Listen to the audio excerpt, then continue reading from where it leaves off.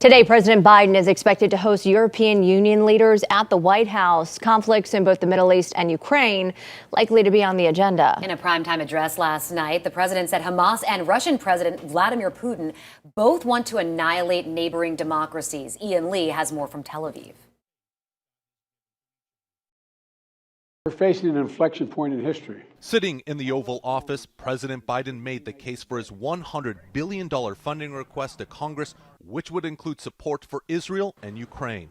It's a smart investment that's going to pay dividends for American security for generations. The president said he doesn't want to see U.S. troops fighting in either conflict zone. Hours before his address, a U.S. Navy ship intercepted missiles and drones launched by Houthi rebels in Yemen that were potentially headed to Israel.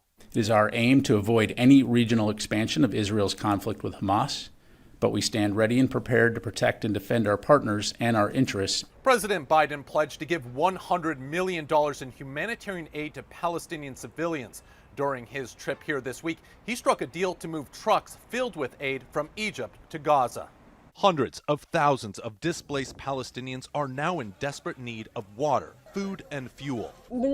She says all she wants is a truce so she can go home. While visiting his troops, Israel's Prime Minister Benjamin Netanyahu declared his nation will win with full force. The conflict there has ignited tensions globally and in the U.S. Here in the United States, a little boy who just turned 6 years old was murdered. His name was Wadiha. Last night, President Biden evoked the name of the Palestinian-American boy who was stabbed to death near Chicago in his pleas to reject hate.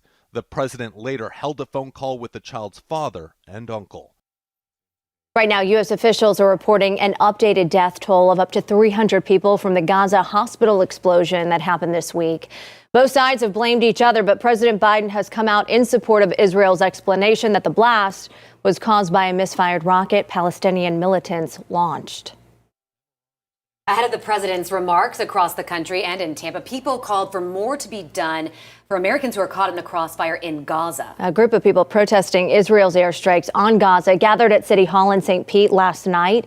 Now, this happened just hours after the Council on American-Islamic Relations spoke in Tampa, calling on the president and local government for calling them out for not supporting Americans in Gaza.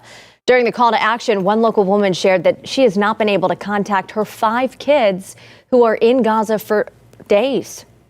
I don't know if they are in the safe area. I don't know if they are.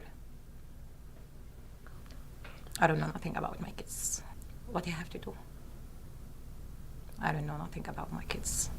I want to know where's my kids. I want anyone can help me. Where's my kids, please. U.S. leaders estimate there are 600 Palestinian Americans who are in Gaza right now. The World Health Organization says water, food, medicine, and other critical items, they are in short supply.